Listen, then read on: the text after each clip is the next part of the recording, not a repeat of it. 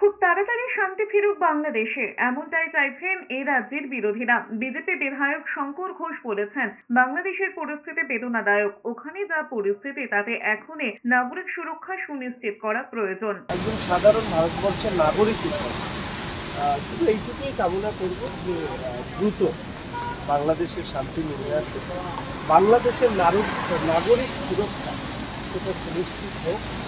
এই দৃশ্য প্রতিবেশী রাষ্ট্রে দেখাটা আমাদের কাছে খুবই বেদনাদায়ক।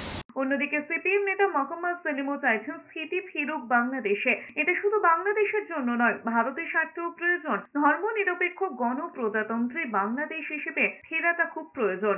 চাই স্থিতিশীল বাংলাদেশ, আমরা চাই আমাদের প্রতিবেশী রাষ্ট্রে শান্তি, আমরা চাই গণতান্ত্রিক অধিকার, গণতান্ত্রিক ব্যবস্থা আমাদের দেশের স্বার্থে, শুধু বাংলাদেশের স্বার্থে নয়। ধর্মনিরপেক্ষ গণতান্ত্রিক গণপ্রজাতন্ত্রী বাংলাদেশ দরকার। অন্যদিকে অধীর চৌধুরী বলেছেন, প্রতিবেশীর কিছু হলেও উদ্বেগ তো বাড়বে।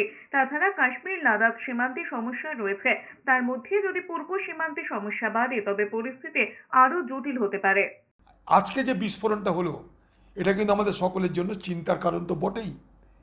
কারণ পাকিস্তান সে আমাদের ক্ষতি চাইবে, পাকিস্তানের পিছনে চীন সে আমাদের ক্ষতি চাইবে।